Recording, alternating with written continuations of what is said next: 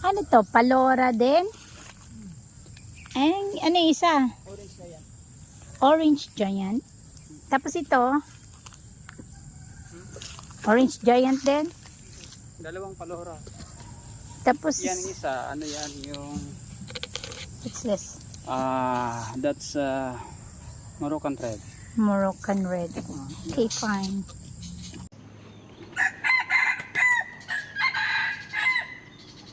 What is up mga kamanok? No, kamanok farming.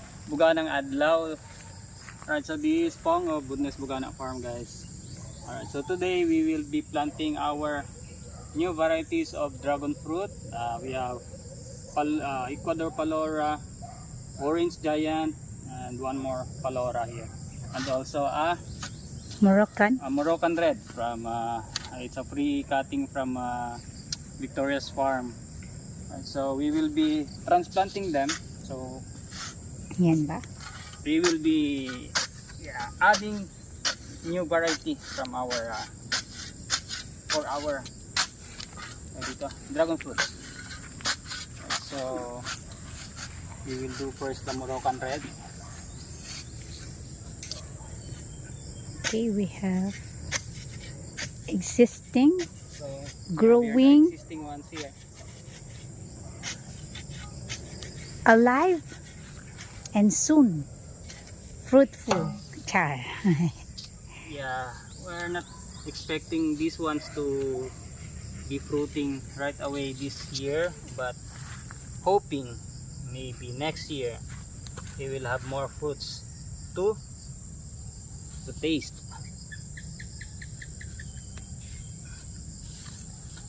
Okay. Aha, it's a challenge. Just gonna tear it up para hindi masira yung Lambo. dito yung roots. Ayan.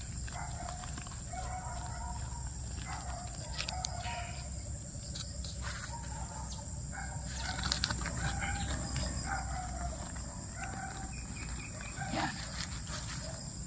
Okay, so this is okay.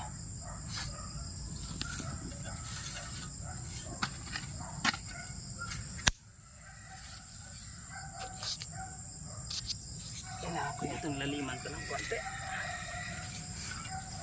Okay na? So first one is done.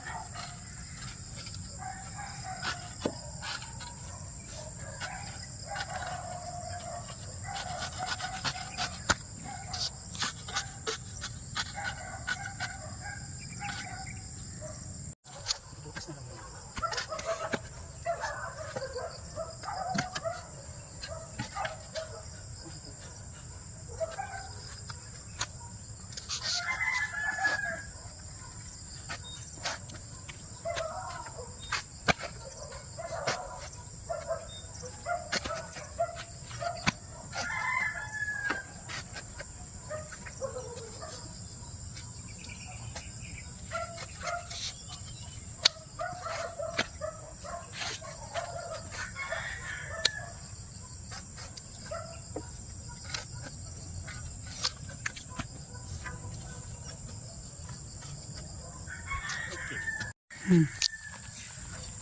Okay, so we have this one here.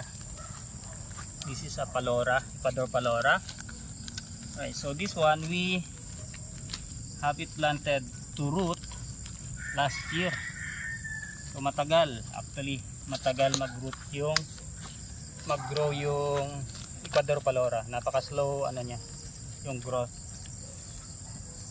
Okay. So this one took us more than 5 months to grow.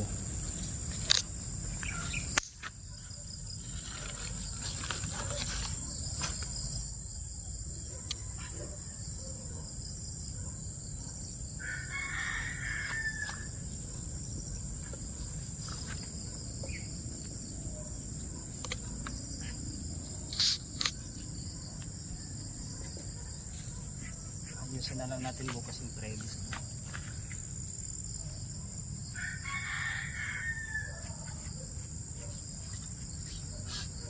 Okay, so we have one more palora here.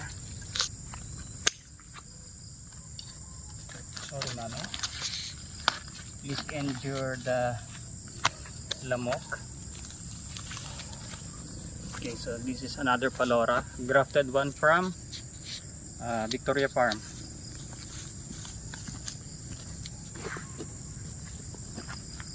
Okay.